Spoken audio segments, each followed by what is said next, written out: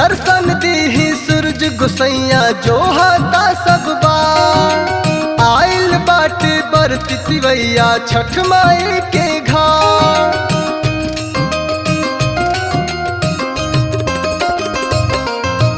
दर्शन दीही सूरज गोसैया जो हाथा सब बार आइल बाटे बरती तिवैया छठ माई के घाट।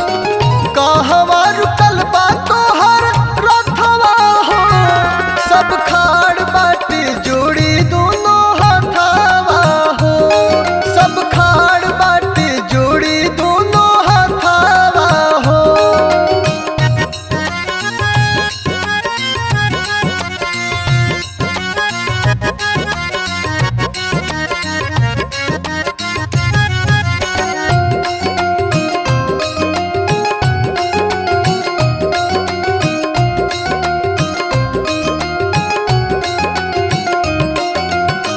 कहवा लगौले बानी एतना हो देरिया जल्दी से आई भइल रघ के बेरिया।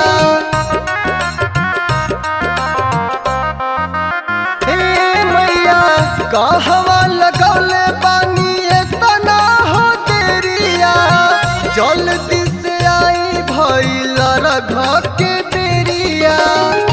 सेव का करे के साथावा हो सेव का करे गोहार के साथावा हो सब खाड़ बाटे जोड़ी दोनों हाथावा हो सब खाड़ बाटे जोड़ी दोनों हाथावा हो।